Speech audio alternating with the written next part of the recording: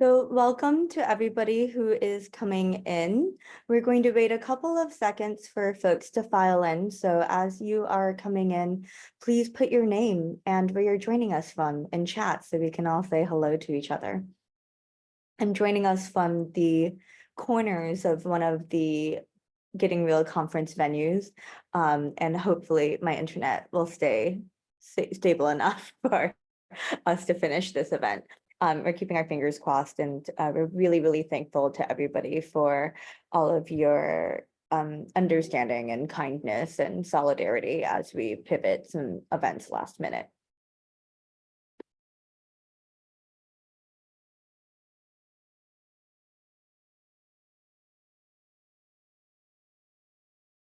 All right, I'm going to go ahead and get started. Thank you everybody for joining us. My name is Abby Sun and I'm the Director of Artist Programs at IDA. I am a light-skinned Asian American woman with shoulder length hair, and I'm in a very, very drab beige, very simple room right now. I'm joining us from Little Tokyo in downtown Los Angeles, where we're holding the Getting Real conference. I have a couple of housekeeping reminders for everyone right now, which is that one, this session is being recorded and it will be posted as soon as possible on our virtual event website, which is you can access at gettingreal.documentary.org. And then also that things are still shifting last minute, so please check our virtual schedule, which will have the latest updates for each event. For this session, I want to thank our access providers, Rachel and Kim, who are doing ASL interpretation, and Michelle, our card captioner. You can turn on captions by going down to the bottom of your screen or to the top if you're on a mobile device and clicking closed captions. We're here for a really incredible discussion with some makers who have made in two cases, some films that I have really recently enjoyed. And it's all going to be centering around questions of accessibility and form, which is something that I'm very, very interested in. That things can go beyond the subject matter and kind of inflect the very way that we make films themselves. And here to guide us through this conversation is our moderator, Lindsey Dryden, a director and producer. She's based in Austin, Texas, but is originally from the UK. So again, a perfect facilitator for this conversation because we are bridging the Atlantic with our selection of panelists. Her work includes the Emmy-winning Trans in America, the feature documentary Unrest, which was at Sundance a few years ago, and she recently completed The Callers for Multitude Films' Queer Futures anthology collection of short films.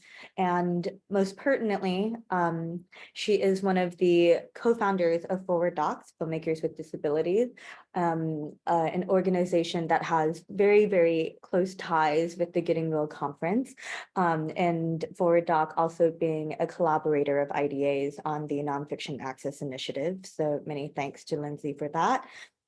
She's also a member of Queer Doc, and she is a 2024 Concordia Fellow. With that, thank you so much, Lindsey. I'm going to hand things over to you. Thank you very much for having us. And thank you everybody for joining us for this conversation. Is there independence out there? Inspired by the title of Ella's recent film, which we will talk about in some more detail soon. So we wanted to let you know briefly that we have with us today, and they are part of the festival generally, a delegation of disabled filmmakers from the UK who are all doing really exciting things. We recommend that you meet them and chat with them if you haven't already. You can also get in touch with them via Doc Society. So I'm just going to briefly put their details in the chat because they're an amazing group of really talented filmmakers doing a range of different things. So yeah, get to know them.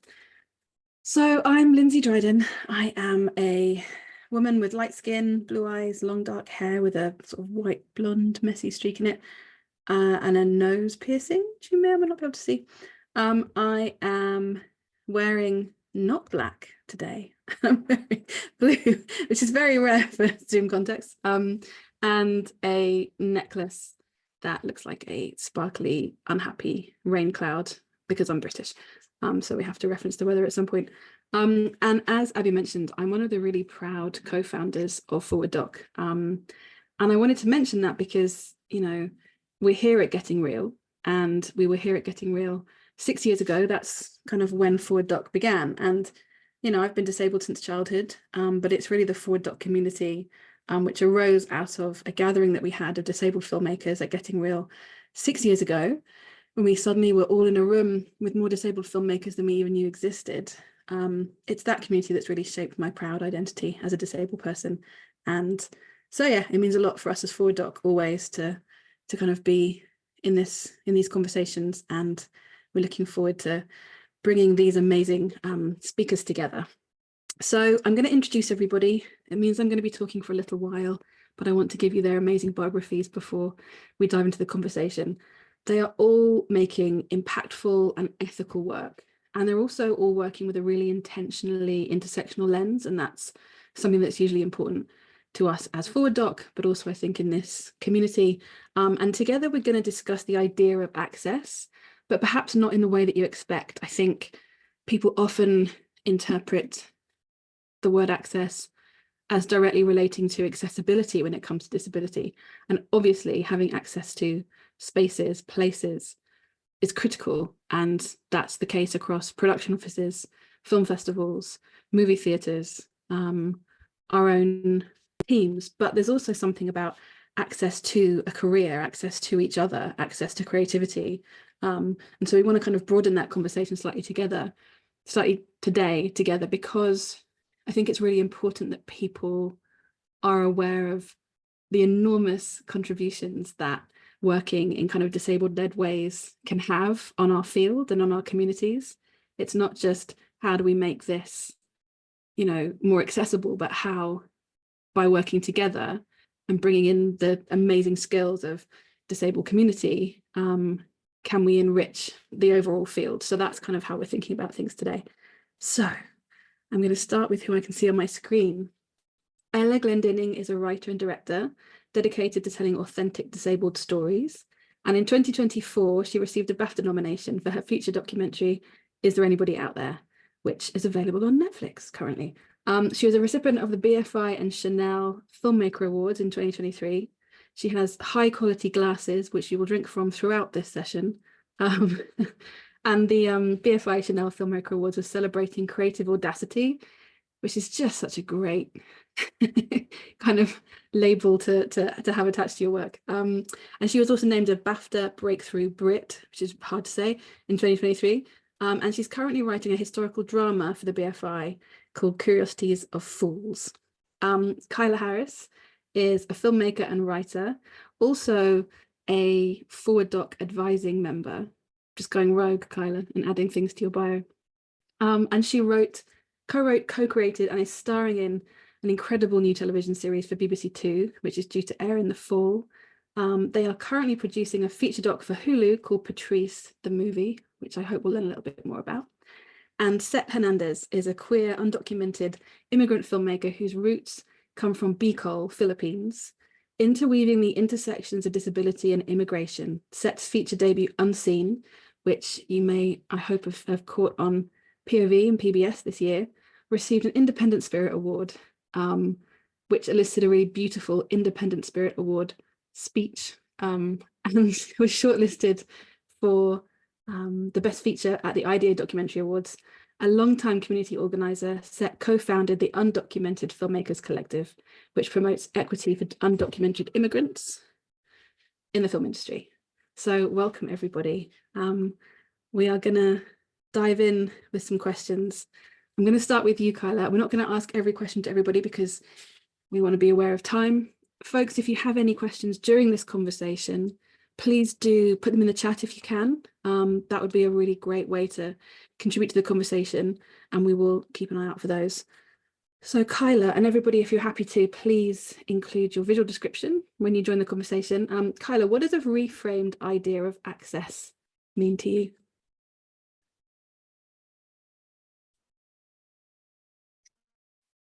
Well, as you know, Lindsay, I love this question. Oh, and I'm going to give a quick visual description. of myself, I am a femme person of color with dark brown hair and light brown skin. I wish I was in real background of cactuses with some sort of hazy pink exterior, but it is just a Zoom background that I am using.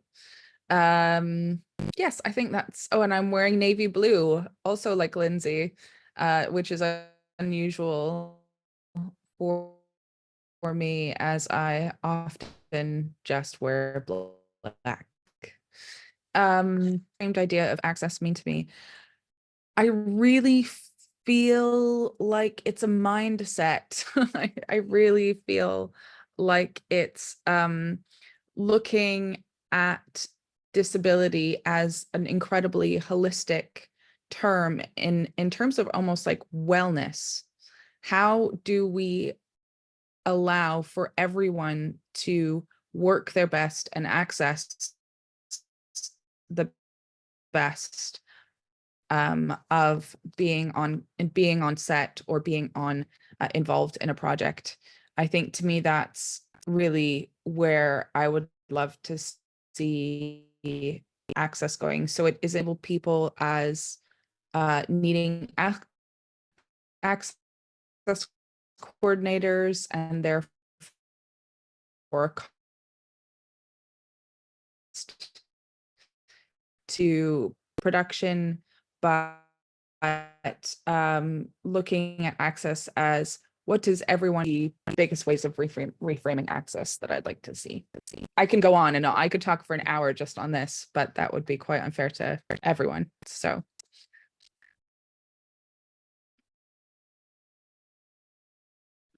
That would be one approach to this conversation.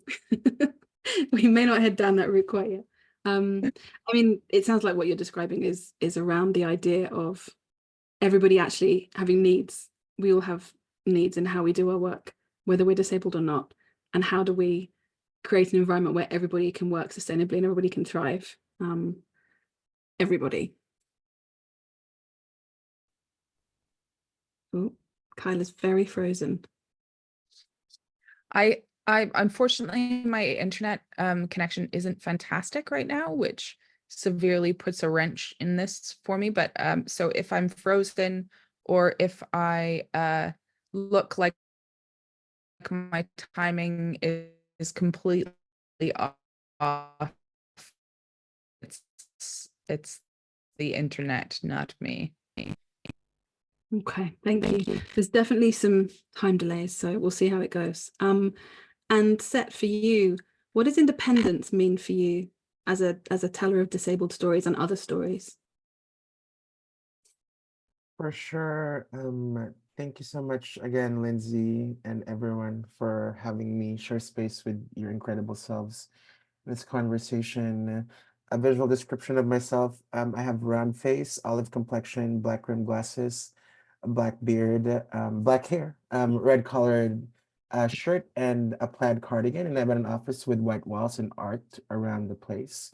And I also want to acknowledge that I'm even more humbled and grateful to be in this conversation as a non-disabled person, being invited to share space with these amazing filmmakers. So truly, truly grateful for y'all's generous invitation. And to your question, Lindsay, about independence, I think for me, it's about it's interesting what independence means because one of the disability tenets that I've learned from Sins Invalid is actually this idea of interdependence, right? So I think how do we reflect on this term of independent cinema and independence also in the art making work that we do without neglecting what interdependence could mean for our communities. Because I think I've also come to realize that nothing in film can be done individually. We all need our collaborators, unless you're the actor, writer, director, producer, DP, editor of your project, then maybe you can do independence in that way, you know, as an artist. But I think also, how can we lift up our independent voices that is not encumbered by the forces of capitalism? Maybe that's what independence is to me, you know, like how can we lift up our intentions and our voice for our storytelling without expecting anybody to save us, and instead really leaning into our own communities. And by communities, I'm saying it plural because all of us in many ways have intersectional identities, you know, whether it's our class, our immigration status, for example, for myself, I'm undocumented, you know, our disability, you know, gender identity, what have you. But how can we lean instead into these communities that we belong to, instead of relying on someone to save us, like a big, powerful force like a streaming service? Absolutely. Ella, how do you think about that question of independence, or indeed interdependence, as a disabled filmmaker? Hello.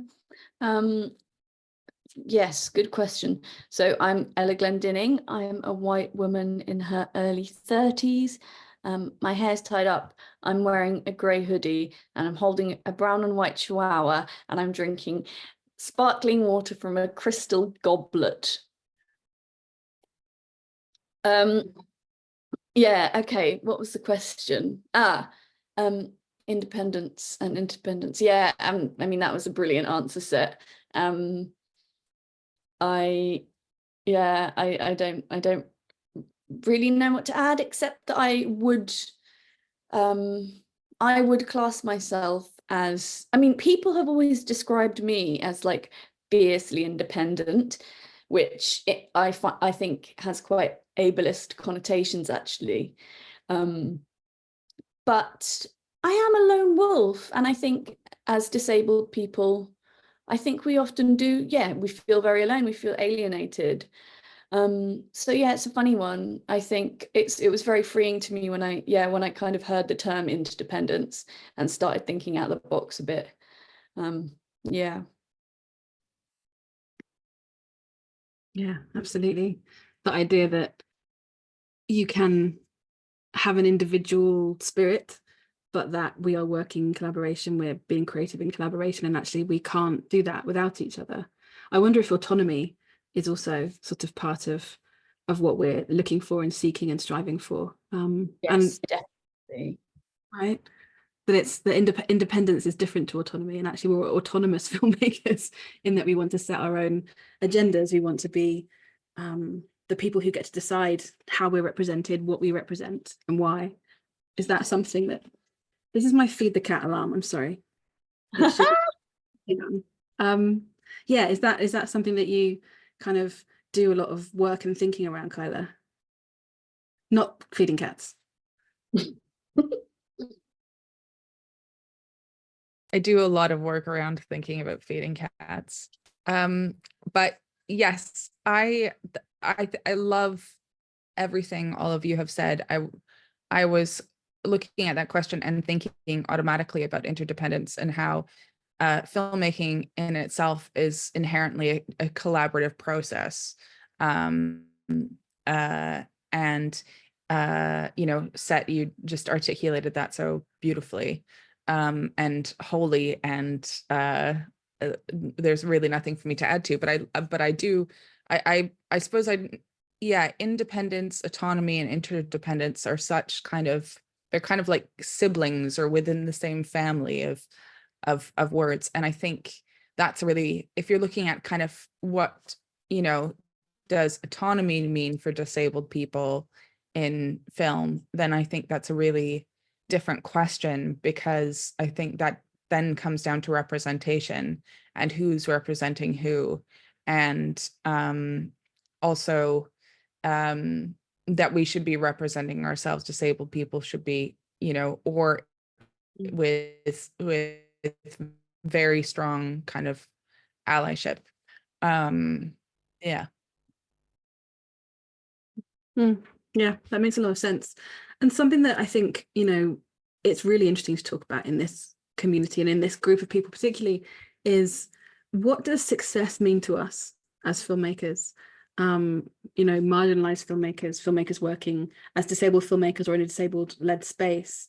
What does success look like? And I think that is connected also to the idea of capitalism and what we're told is successful, what actually is success for us. I think they're having this conversation in the context that very excitingly, and through the work of a huge number of brilliant people for many, many years, disability is having a certain kind of recognition in our field at the moment.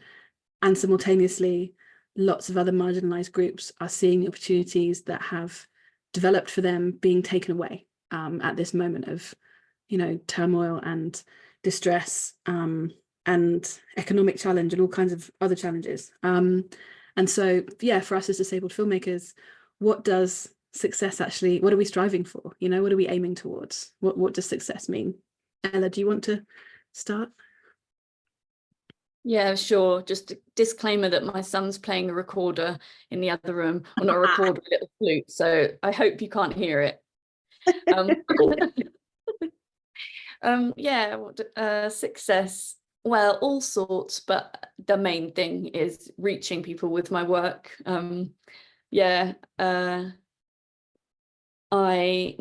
With my film, Is There Anybody Out There? I dreamt for it to be kind of battle cry and a beautiful celebratory light for the disabled community. That was my goal, but I didn't know if I was going to achieve that. But I think it is achieving that, which is amazing. The response from the disabled community has been beyond my wildest dreams, to know that that it's speaking to people on a profound and apparently sometimes life-changing level is just, oh my God, I mean, that's success. It's the best feeling in the world. And whenever I'm having a rubbish day, I go back on my messages and read just some of the lovely messages that I've had from disabled people who have watched my film, or think about some of the connections that I've made with audience members after screenings and stuff. It's powerful. And sometimes I'm like, do you know what, I could actually just retire now and die happy. But that's not true, because there's still so much ableism and we must continue to fight. But also I'd like to win lots of awards.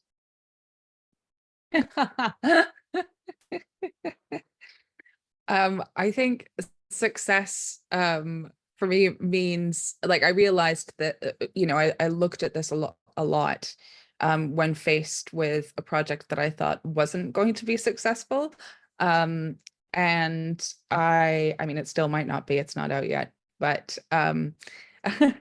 but I was working with a non-disabled collaborator who was very outcome focused. And I realized that success for me is in process.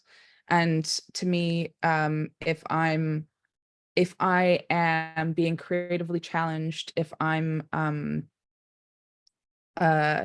being engaged in conversations like we're having today around important work that is both helping me grow and helping the people I'm involved with grow, I think that to me is success. And to me, if I can say that the disability justice principles were kind of thoroughly thought through, and we did our best in a capitalist environment to be anti-capitalist in one of the most capitalist industries, such as film and TV, like how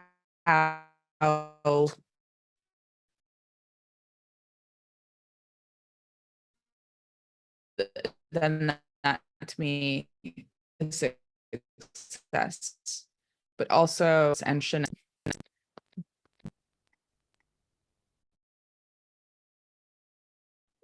I just missed the end of what you said, Kyla, but hopefully other people caught it and it was my internet connection and not yours. But the beginning I definitely got.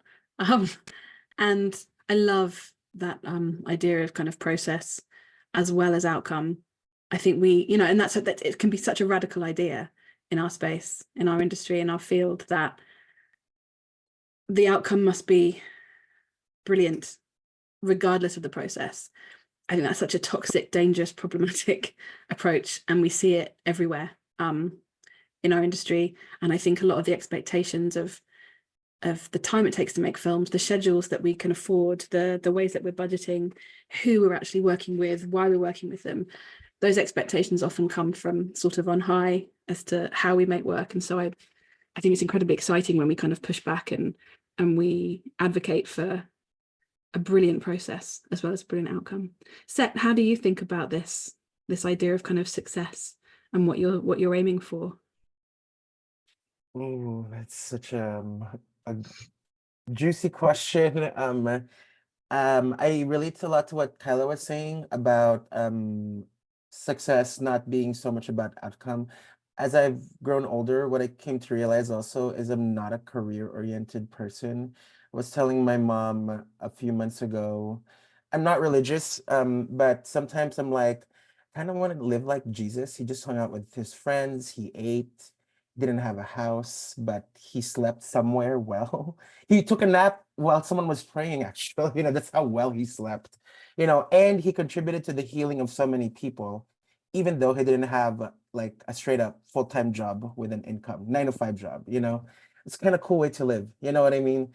And I feel like for me, I'm also realizing that in the field that we're in of filmmaking, success can feel so not interdependent. Like it's almost like the way that the industry defines success is what I mean. But for each of us, it's beautiful to have our own set standard of success, because I often feel like in this industry, the metrics for success are imagined also, and what success looks like for one person is then imposed on everybody else, which can be quite difficult to navigate because each of our lives are going to be different. And I think, it's also difficult to think about success in an individual way, because there's this, I just feel like it's almost like you have a party, you're throwing yourself a party, but you're the only one there, it's better to experience success when we're all succeeding together as an interdependent community of makers, coming from different experiences and different lived experiences. And I feel like as an undocumented filmmaker for myself, for example, sometimes I sense this experience of survivor's guilt, especially like when I was starting off, because I'm like the only one, from my community more often than not, who has access to these certain rooms, coming from a working class immigrant family, especially also Southeast Asian, it's almost like, where's everybody else? Like, is there anybody else out there? Kind of like to what Ella's film is, and I feel like for me, what would it be look like that for whenever I receive opportunities, how can I be a good steward of that opportunity so that I can contribute also to other people entering these rooms that I'm in, breaking down these gates? Because also, who the hell constructed these gates? Why are they so like inaccessible? Like, I'm getting the keys and I'm gonna bring in the party with me to where the free food is. So I think that's what success means to me. Amazing, thank you. I know that the word radical, like radically reframing the idea of, of kind of how we operate as filmmakers is in the write-up about this conversation. And I do think that that's a huge part of the value of the communities that we're part of and the kind of work that everybody here is doing. There is a radical reframing of how we should work, why we should work, what it means to do this, this kind of creative collaboration that we're all part of. As a producer, when I have that hat on, I'm obsessed with the idea that when a film is announced at a film festival or an award, it's always announced in the name of one or two people at the front of it. But who are all the other people who, you know, who contributed to it? I also feel really strongly about the idea of, you know, posters and the start of a film saying a film by. Is it? Is it though? Is it by one person? The idea of vision is incredibly important, you know, the sort of creative vision, the creative goal, the sort of creative leadership is obviously really critical, but I'm always intrigued as to when people do and don't make that choice to kind of put one person at the center. And our industry expects us to, right? Again, you know, relating to ideas of success, how do you create a career as someone with a voice and a vision? It's often within the framing of you're the one person that we, you know, need to hear about, we need to talk about, we need to kind of publicize. So it's amazing to hear all these different perspectives about what success means and how it often means bringing people together and doing this together. It would be really brilliant to think in really practical terms about your most recent work, or, you know, one of your projects, because obviously there's lots going on for all of you, and think about something that kind of people can take away from this conversation. And so perhaps it's around the idea of your voice and your vision, protecting that, developing that. Maybe it's around the idea of engaging with audiences, but I'd love for you to speak about something that you've navigated that you hope other people could learn something from. Obviously we kind of talked about some of these questions in advance, so I'm hoping that you might have an example of something that you'd like to talk about, and it would be great if you could also give a little introduction to the sort of subject matter of your films and the projects that we're talking about. So Ella, could we start with you? Hello, sure. Got dog hair in my mouth. Yes, my film Is There Anybody Out There is a documentary about my search for other people with the same disability as me, but it's really about ableism and loving yourself as a disabled person in a non-disabled world, and the power of disabled kinship. And yeah, a key takeaway from my time making that film, this is quite general, though I have stories attached to it that I can tell. I would say, yeah, my biggest takeaway is probably not to be led by fear. Obviously, trust your gut. I've felt that that's important for a long time, but yeah, I think for me, all the things that I was really afraid of putting into the film or saying, I did, and it turned out to be the best decision. Yeah, I was worried about offending people. That was a big thing. I was worried about offending parents of disabled children, and I think that it was an important concern. The reason I was worried about this is because I touch on the medical model in my film, but specifically surgeries that children with my condition are having more and more frequently these days, to basically to sort of straighten and lengthen their legs, make their legs look a bit more normal, but they're very invasive, major operations with no fixed result. But also the kind of the brutality of the surgery is one thing, but actually what got me so fired up and in so much pain about these practices was just that it was the ableism, the denial of who this person is, and yes, this prevailing message that disability is a fate worse than death. So I really wanted to say that in the film. I didn't even know I was going to touch on surgery as a topic in the film, but ended up doing so because it was just beating me in the face. I mean, it was everywhere. And yeah, I was really afraid of offending people. I didn't want And it's good that I am. It's good that I'm sensitive in that way, and it's good that I questioned it and thought about it a lot. But I did the right thing in the end by saying what I wanted to say, hopefully in a sort of measured way in which the audience can make their own minds up, even though my opinion is right. And since the film has come out, I've had so many messages. This is quite sad, but I'm going to say it anyway. So many messages from either adults with conditions similar to mine who have had this type of surgery that I talk about in the film, or parents of disabled children who have put their child up for this surgery, that are saying that it's the biggest regret of their life, or that it's scarred them for life. They're completely traumatized, years in and out of hospital. The surgeries didn't work. And it's obviously really hard to hear, but it's also just such a, I mean, it's such a confirmation that I did the right thing by shining a light on these practices. The situation is so much worse than I realized when I talked about it in the film. It's really shocking, and it's just so sad to me when the alternative to the crazy surgeries is just being like me, and I love my life and I'm totally fine. So yeah, anyway, that was very long-winded, but thank you. No, it's really important, and that idea of kind of being able to navigate past the things that you're scared of as a filmmaker, in the midst of telling a really personal story as well, is incredibly important, I think. Did you find that you had to kind of protect that voice or that vision or that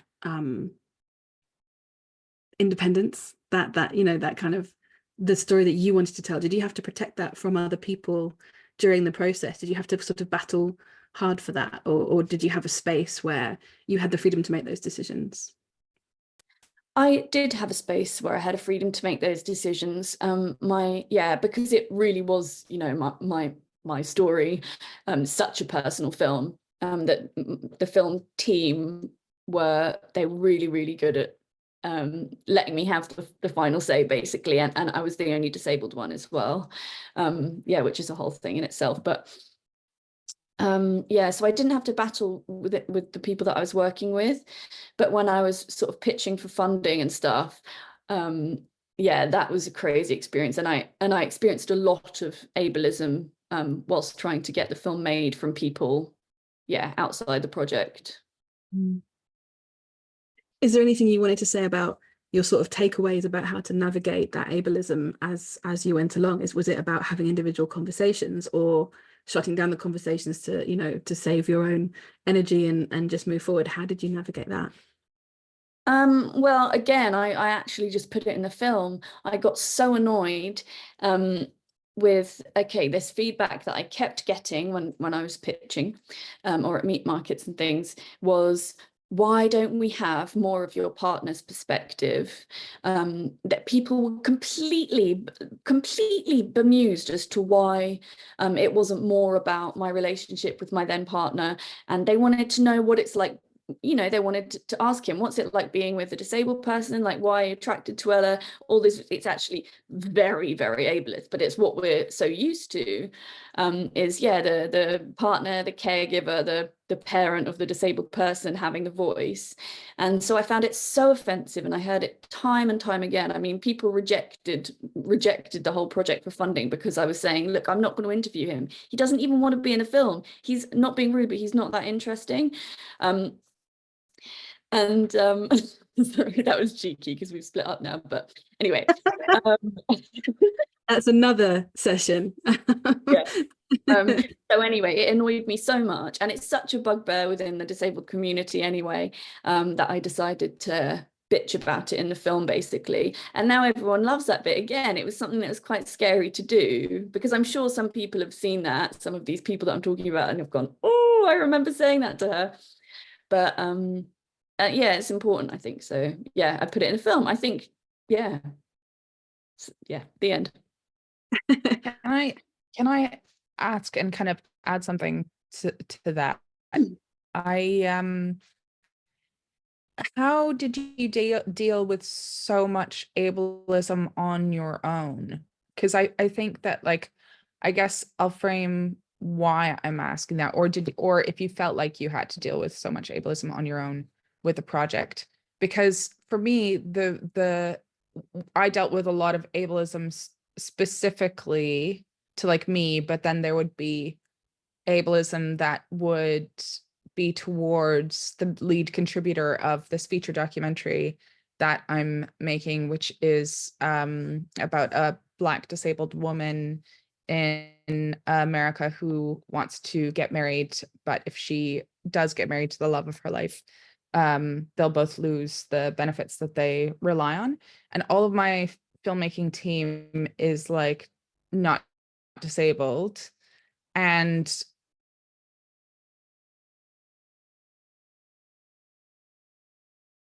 You frozen. I, I because it's like fun, like funders for me, like I definitely experienced a lot of support. Can you hear me now? You're back. Yeah, we got the gist, but then you did break up for quite a long time. But yeah, we got the gist of your question and then didn't hear much about your project. Oh God. You were Can saying you- something. Could you can you- repeat the last bit, which was about funders and you being the only disabled person on the team? Yeah, so I'll just repeat what my project was about as well.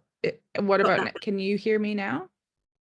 Yeah, and we got the bit about what the project's about. Just Yeah, we did. it was Okay. So I felt very supported within my team, so that when there was ableism that was directed towards me specifically as a visibly disabled person, I felt like very supported. But as you have a much smaller team, Ella, you had a much smaller team, and how did you find dealing with kind of ableism on your own, if you felt that? Yeah, I mean, this was a lot of this that I'm talking about now was 5 years ago, and I'd never made a feature film before. I was like brand new,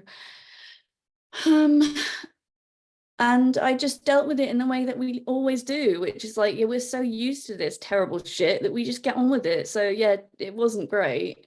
I don't have any amazing tips for you. I just got on with it, but then I would come and talk to you about it and people outside the project, my disabled friends who understand inherently. So that's what got me through, basically. And yeah, my team were lovely and great. Janine, my producer's amazing and has become such an amazing ally. And it never felt like a chore kind of. I think, yeah, I didn't feel like I was doing loads of emotional labor in educating them all the time or anything like that. They were quite respectful of me in that sense. But yeah, I just got on with it and felt shitty and grumpy and bitched to you. the importance of independent networks. Yeah. Thank you for sharing that. For you, Seth, again, we talked about kind of maybe a sort of takeaway that people can use in their own work or in their own situations. How have you navigated some of these things? And can you tell us a little bit about Unseen? For sure. I resonate a lot with what folks were saying. Unseen follows the story of my friend Pedro, who's a social worker, navigating the uncertainties of his life, being an undocumented immigrant who also happens to be blind. And the experiences of disabled, undocumented people are never really like interweaved together in the discourse about immigration, especially here in the US, and um, I also, in the sharing of our film with our audiences, folks from the disability community of color, especially here in the US, have also shared with us how meaningful it was for them to just experience like an immigrant bilingual person of color with a disability, because a lot of the representation of disability also in the US doesn't really lift up those intersectionalities. And the really unfortunate part is whenever we share the film with non-disabled people, people like some of the questions, especially in the funding process, you know, in the distribution process, the question that always comes up is like, how come you don't explain like how Pedro lost his sight? You know, like, and how did he become undocumented? You know, like, what's his medical condition? You know, and things like that. You know, like, and I just feel irritated, to be honest, with those kinds of questions sometimes, because Pedro really wants to doesn't want to be portrayed, you know, just through the lens of his identities. He wanted to be portrayed for his entirety as a person. And I think with Unseen, we really wanted to dwell in the poetry of his life.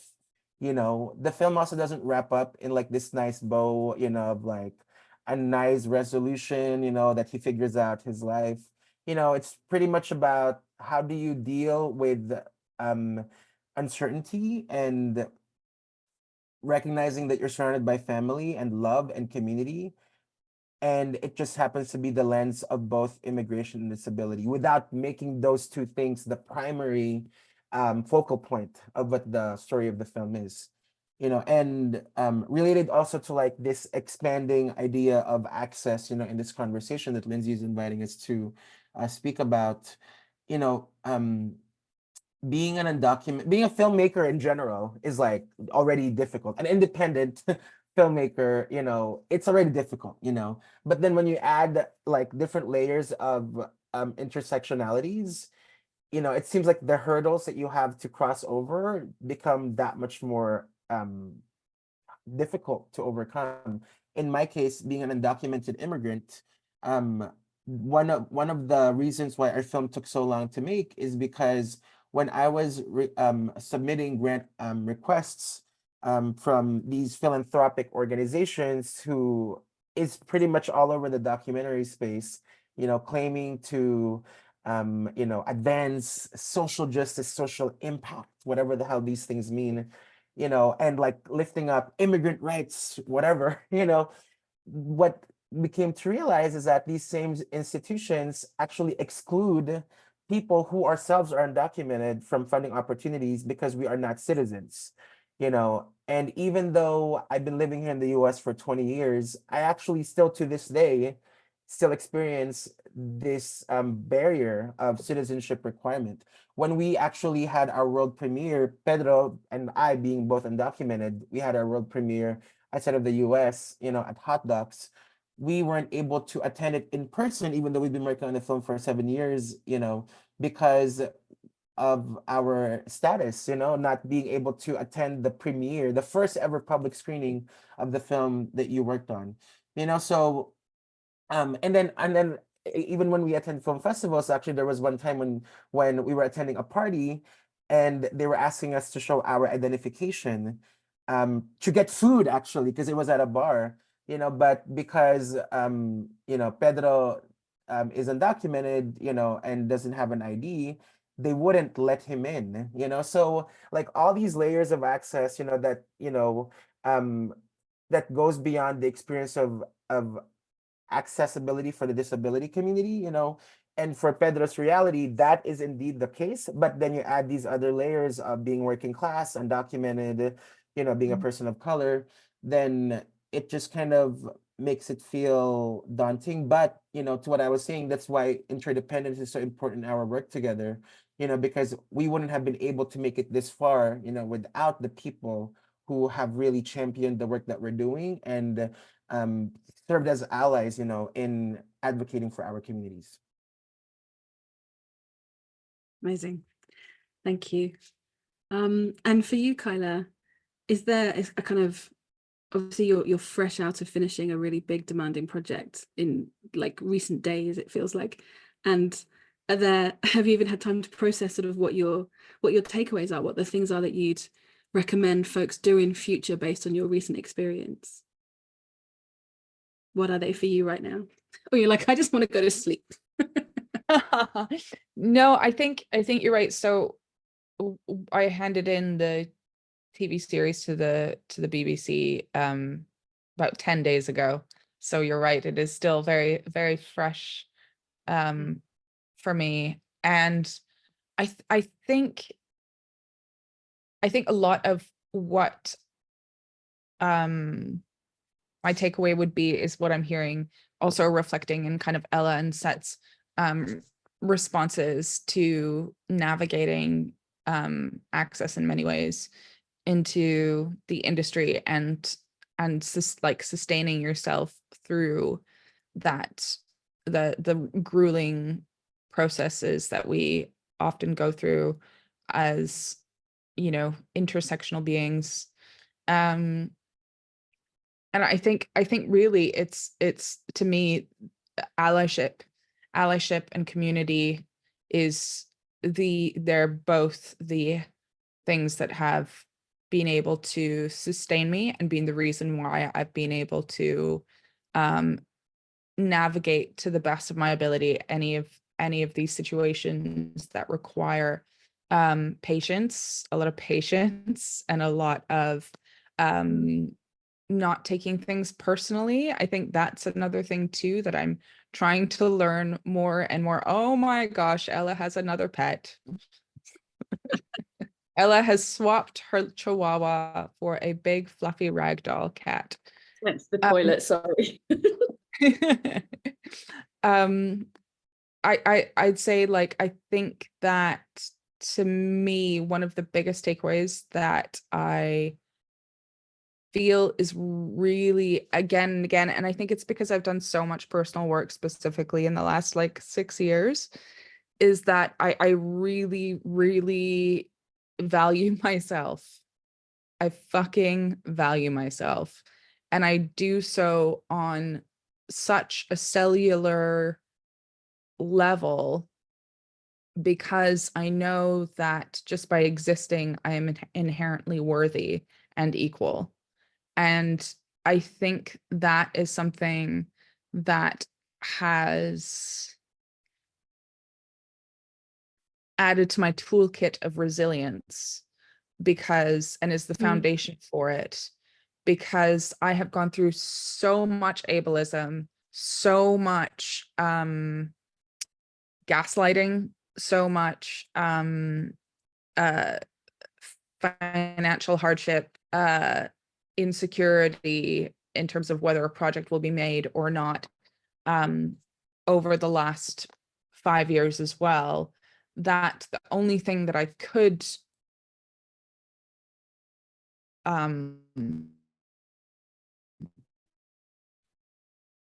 keep on relying on was my own inner resilience.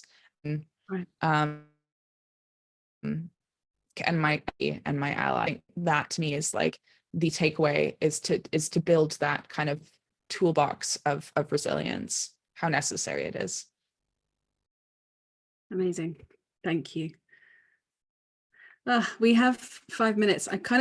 That's a very powerful way potentially to end, but we do have 5 more minutes to talk about some more things. I do think there's just enormous power in what you've all described. And that's such a fundamental part, I think, of this community, of the individuals in it, and of the way that we navigate collectively. There is huge power here. And as you said, huge value, inherent value. So thank you for all of these really, eloquent, and I can't even say eloquent, but you know what I mean, and powerful reflections. I mean, I think the thing that it would be really interesting to leave with, and it's a question I'm troubled by, because I kind of don't think this question is for us. But how do you think we can sort of sustain, create, protect the space that we need as disabled people, as non-disabled people telling disabled stories, as people, prioritizing intersectionality, and navigating these spaces, that, this industry together? How can we protect and sustain this, what we need to thrive, given that everybody needs something to thrive physically, emotionally, mentally, on many, many levels? And again, maybe the answer is, this is not our question. This is not our work. But yeah, I'd love to know what you think. Would anybody like to start responding to that question?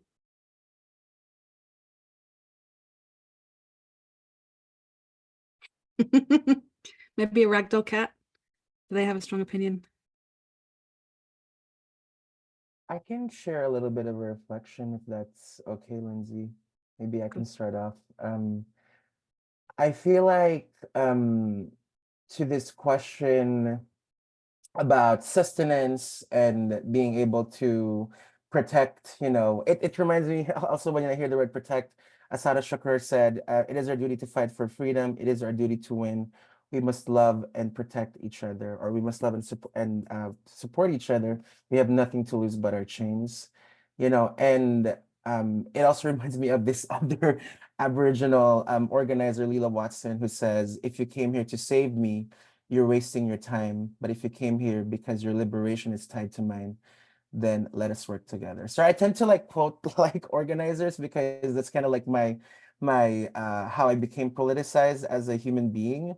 But I just feel like, in the discourse around the documentary industry, just because we're at Getting Real, I often feel like there's so much like doom and gloom narrative, and maybe for me being an impact producer also, and reflecting on like Adrienne Marie Brown, who says that every kind of organizing is science fiction, like how can we get past the dark clouds, hanging over us and imagine what the rainbow looks like when the rain is over, because I also am a firm believer, and it's not, I don't believe in the abstract necessarily when I say this. I say this because there's concrete examples from people before us, like our predecessors from the disability community, from the immigrant community, for me as a Filipino, people have been fighting for liberation in many ways, and how can we apply the work that we do around justice work, for also our sustenance as artists, where we're not relying on big institutions to save us, but really leaning on each other as a community, a la Sins Invalid, because our communities have been doing it. And how can we learn from these examples outside of the film community and apply them to our communities? And maybe from those lessons, we can indeed find a way to protect this, that you were describing in your question, Lindsay. Thank you so much. Kyla, how do you think about this idea of kind of protecting us, our spaces, our creativity, our access, in fact?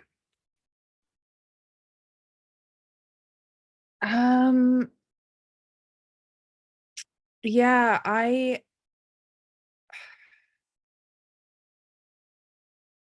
don't know. I think we all like struggle with this on a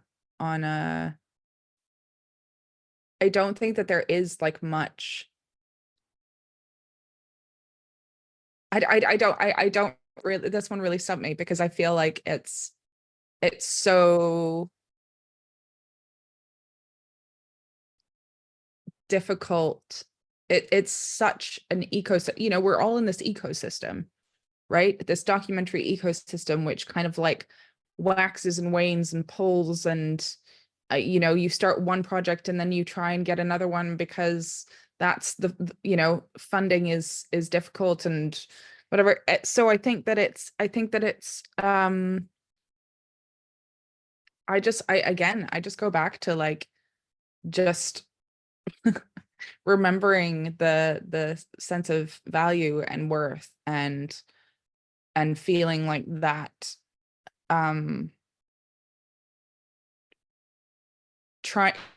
it's very difficult to not go from like a scarcity mind point and viewpoint, and I try to not do that, but it's fucking difficult, and I think that there are so many factors, and perspective just closed down, and that's huge, and that's a blow, it feels like, for the documentary community. And I don't know, like, I wish I had a crystal ball, but I only have the crystal ball emoji.